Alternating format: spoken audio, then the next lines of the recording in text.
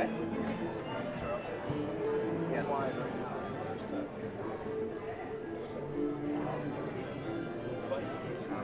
Everything's your game unless you're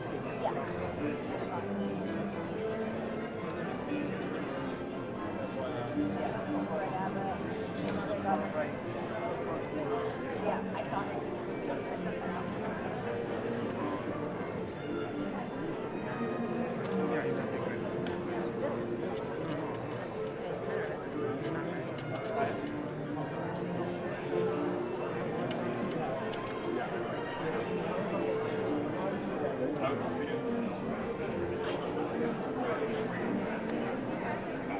Great habit.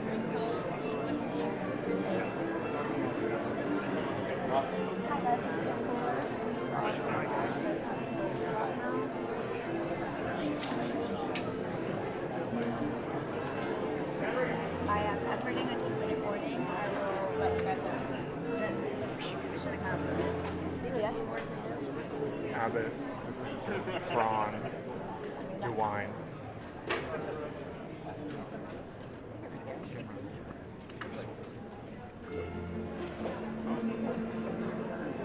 Tuesday to service.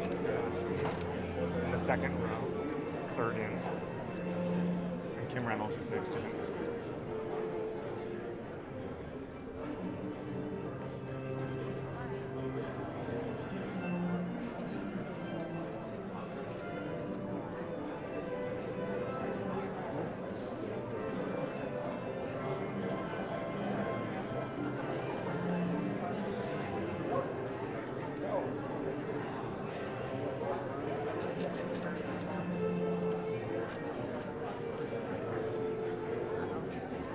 Yes, we can. Thank you. And so are you. Yeah, I know. I was teasing. Ask him where he'll be when he's signed. Where will you be when he's signed? Like right here. Like where? Here. Right here. Okay.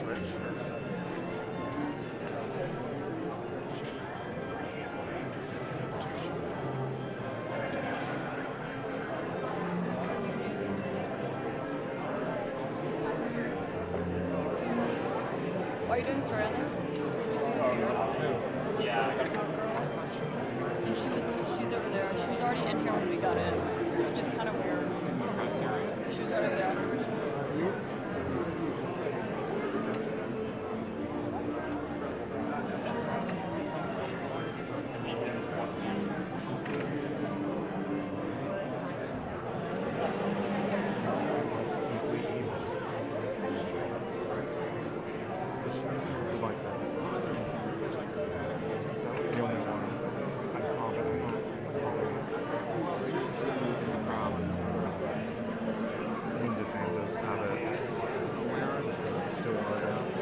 In the front row. So they're in the second row. Yeah. Iowa. Governor.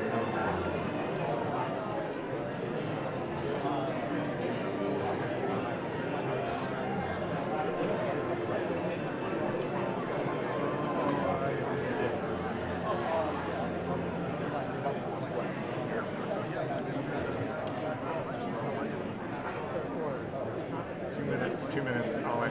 2 minutes? Oh. 2-minute warning.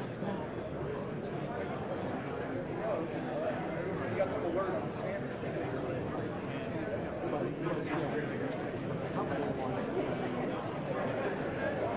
Now I'm going to come up on here a little bit. Let's make sure that doesn't bother you, okay?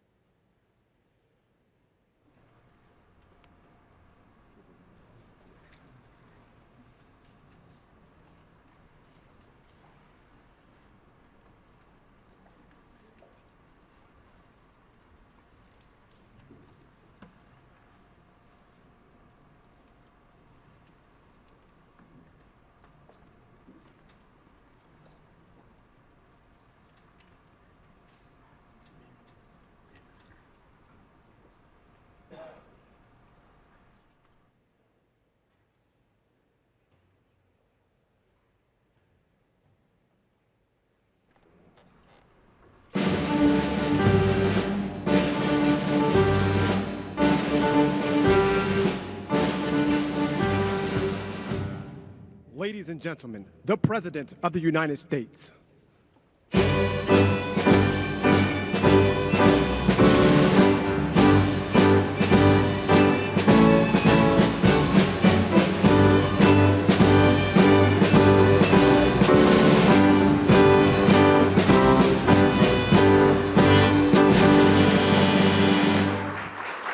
Well, thank you very much.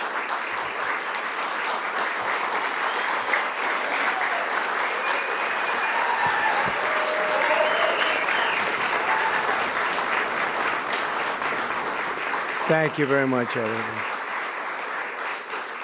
And I'd like to start by saying that our country is doing very well. Things are, as you can see, doing quite well. Please sit down.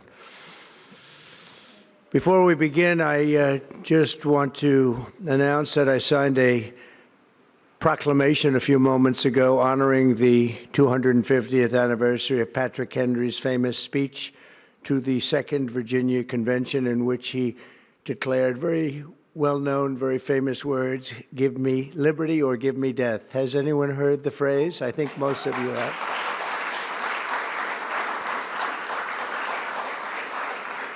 And moments ago, I also signed an executive order to dramatically increase production of critical minerals and rare earths. It's a big thing in this country, and as you know, we're also signing agreements in various locations to unlock rare earths and minerals and lots of other things all over the world, but in particular Ukraine. We're doing very well with regard to Ukraine and Russia, and one of the things we are doing is signing a deal very shortly with respect to rare earths with Ukraine, which they have tremendous value in rare earth, and we appreciate that. And we spoke yesterday with, as you know, President Putin and President Zelensky, and we would love to see that come to an end, and I think we're doing pretty well in that regard. So hopefully we could save thousands of people a week from dying. That's what it's all about. They're dying so unnecessarily, and I believe we'll get it done. We'll see what happens, but I believe we'll get it done. Today we take a very historic action that was 45 years in the making. In a few moments, I will sign an executive order to begin eliminating the Federal Department of Education once and for all.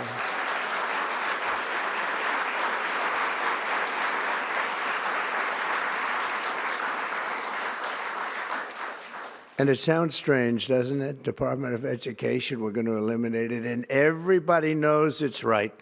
And the Democrats know it's right, and I hope they're going to be voting for it, because ultimately it may come before them, but everybody knows it's right, and we have to get our children educated. We're not doing well with the world of education in this country, and we haven't for a long time. And we're pleased to be joined today by the woman who I chose because she's an extraordinary person, and hopefully she will be our last Secretary of Education, Linda McMahon. Linda, thank you. Thank you very much. That's another interesting statement. It's an interesting opening, right? But it's true, and people, it's been amazing how popular this has been. I tell people that this is what I'm doing today, and they say, oh, it's about time. Everybody says it. Republicans and Democrats have said it. They're all saying it. Also with us are some terrific people. Governors Greg Abbott. Greg, thank you very much. Governor Ron DeSantis, thank you very much, Ron. Mike Braun, congratulations on your victory, Mike. That was a big one. Mike DeWine, thank you very much, Mike. Jeff Landry. Jeff, thank you very much, Jeff. Bill Lee, thank you. Governors, all governors. Brad Little. Brad, thank you very much. Where are you, Brad? Hi, Brad. Jim Pilan, thank you very much, Jim. And Kim Reynolds. These are all people very interested in education. And I even see Dan Patrick over there, my friend Dan Patrick. We're joined also by Representatives Tim Walberg and Virginia Fox, Rick Allen, Michael Rulli, and again, Dan Patrick. Thank you very much, Dan. You've been a great friend of ours. And State Attorneys General Ken Paxton. Ken, I see you there. Andrew Bailey. Andrew, what a job you've done, Andrew. You have some good cases going. You've done a great job. Thank you very much. And co-founder of Moms for Liberty, Tiffany Justice. She's been a hard worker. Thank you. Thank you, Tiffany. When President Carter created the Federal Education Department in 1979, it was opposed by members of his own cabinet, as well as the American Federation of Teachers, the New York Times editorial board, and the famed Democrat Senator Daniel Patrick Moynihan. History has proven them right, absolutely right. After 45 years, the United States spends more money on education by far than any other country, and spends likewise by far more money per pupil than any country, and it's not even close. But yet we rank near the bottom of the list in terms of success. It's an amazing stat. Those are two stats you don't want. The most money spent per pupil, and you're at the bottom of the list. And that's where we are, like it or not, and we've been there for a long time. 70% of 8th graders are not proficient in either reading or in math, 70%. 40% of 4th graders lack even basic reading skills, can't read. Students in our public elementary and middle schools score worse in reading today than when the department opened, by a lot. In Baltimore, 40% of the high schools have 0 students who can do basic mathematics. Not even the very simplest of mathematics. I said, give me your definition of basic, and they're talking about like adding a few numbers together. Despite these breathtaking failures, the department's discretionary budget has exploded by 600% in a very short period of time, and it employs bureaucrats in buildings all over Washington, D.C. And as a former real estate person, I will tell you, I ride through the streets of Washington, and it says Department of Education, Department of Education. I said, how do you fill those buildings? It's crazy what's happened over the years. I'm pleased to report that after offering these federal employees 2 generous buyout options, and they were very generous, and they're good people, but they were very generous. My administration has initiated a reduction in force, and we're already cutting numbers that were really surprising to a lot, that we were able to do it so successfully. And we've cut the number of bureaucrats in half. 50% have taken office, which is great. Thank you. Under the action I'm taking today, a small handful of Democrats and others that we have employed for a long time, and there are some Republicans, but not too many, I have to be honest with you. But the department's useful functions, and such as, and they're in charge of them, Pell Grants, Title I funding, resources for children with disabilities and special needs will be preserved, fully preserved. They're all going to be so. If you look at the Pell Grants, it's supposed to be a very good program, Title I funding and resources for children with special disabilities and special needs. They're going to be preserved in full and redistributed to various other agencies and departments that will take very good care of them. And that's very important to Linda, I know, and it's very important to all of us. But beyond these core necessities, my administration will take all lawful steps to shut down the department. We're going to shut it down, and shut it down as quickly as possible. It's doing us no good. We want to return our students to the states where just some of the governors here are so happy about this. They want education to come back to them, to come back to the states, and they're going to do a phenomenal job. You know, if you look, Denmark, Norway, Sweden, I have to tell you, I give them a lot of credit. China's top 10. And so we can't now say that bigness is making it impossible to educate, because China is very big.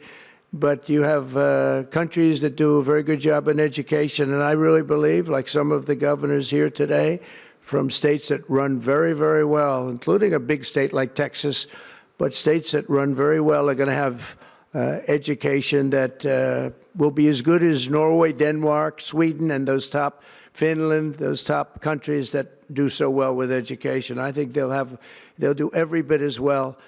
And what do you think about that, Governor? Do you agree? Huh? I think so. Ron, do you agree? I think so. Florida? Iowa? That's right. I really believe that. They'll be as good as any of them. And then you'll have some laggards, and we'll work with them. And we can all tell you who the laggards will be right now, probably, but let's not get into that. But we'll work with them, and we're going to make them, they'll do a job. I think they'll do a job, and they'll go to sections of the state. For instance, New York, you'll have a Manhattan, and you'll have a Suffolk County, and you'll have Nassau County, and you'll have Westchester County. You'll do 4 or 5 or 6 of them. You have upstate New York, and those counties, I think, are going to do very well. And I think ultimately Manhattan should do very well. But we'll break it down into sections, and I think it'll be really, really good. And they're going to be probably the tougher ones, but I think they have a chance to do really well. But we're going to be returning education very simply back to the states where it belongs, and this is a very popular thing to do, but much more importantly, it's a common sense thing to do, and it's going to work. Absolutely, it's going to work. And I can tell you from dealing with the governors and others in the state, they want it so badly. They want to take their children back and really teach their children individually.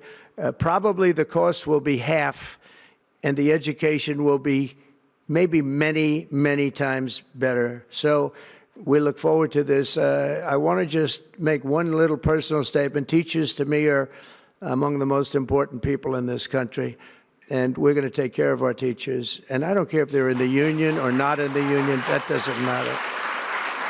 But we're going to take care of our teachers, and I believe the states will take actually better care of them than they are taken care of right now. They'll work all sorts of systems and even merit systems. Those great teachers are going to be maybe a little bit better rewarded, or maybe that's the way it should be, but the states are going to make that decision. But we're going to love and cherish our teachers along with our children, and they're going to work with the parents, and they're going to work with everybody else, and it's going to be an amazing thing to watch, and it's really going to be something special. And Linda, you're presiding over something that's so important, and you're going to do a fantastic job, just like you have your whole life. I know your whole life I've been watching you. I've been watching you for a long time. She's had nothing but success. So it's tremendous to have you, and hopefully you won't be there too long, but we're going to find something else for you, Linda, okay?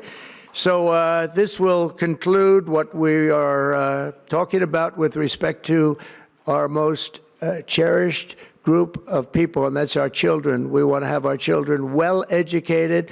We want them to love going to school. We have examples of it. Look at those beautiful, bright-eyed faces. They are so smart. They're so smart. And with that, I'm going to come down, and we're going to sign a very important document, and we're going to be on our way. People have wanted to do this for many, many years, for many, many decades. And I don't know, no president ever got around to doing it, but I'm getting around to doing it, so thank you very much.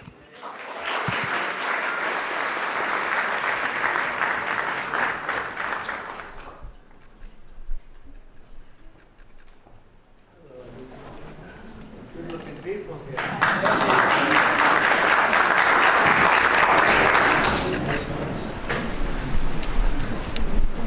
Should I do this?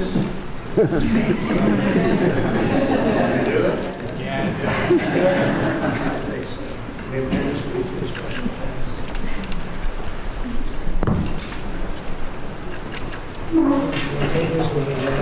I was very lucky. I signed another document that turned out to be very good for the country, and I said, let's use that same pen. I don't know, is anybody superstitious? Ron, are you superstitious?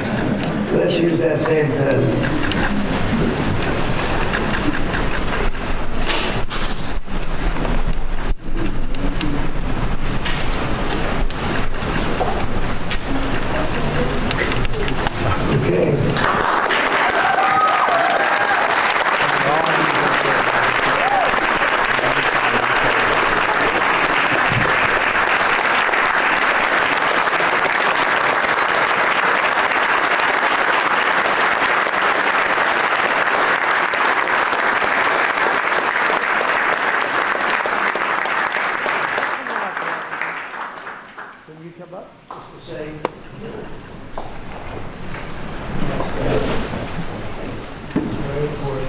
big factor here. Good luck.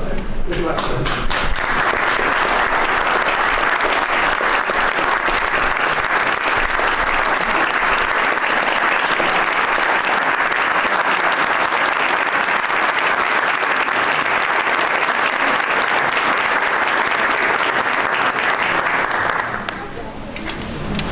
Thank you, everybody, very much. Thank you.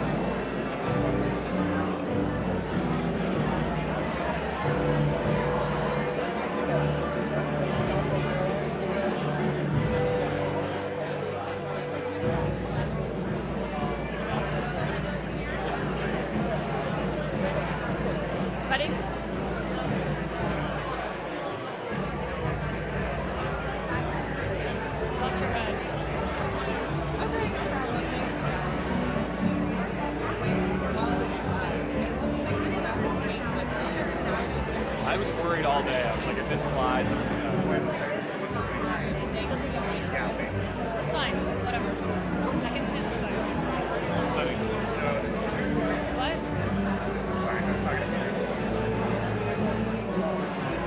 I'm here inside the East Room. President Trump has just signed an executive order to begin the dismantling of the Department of Education. He can't fully shut it down. Let me start over. We just start over. Don't make it more complicated than it has to be. I'm here inside the East Room where President Trump just signed an executive order to begin the dismantling of the Department of Education. He can't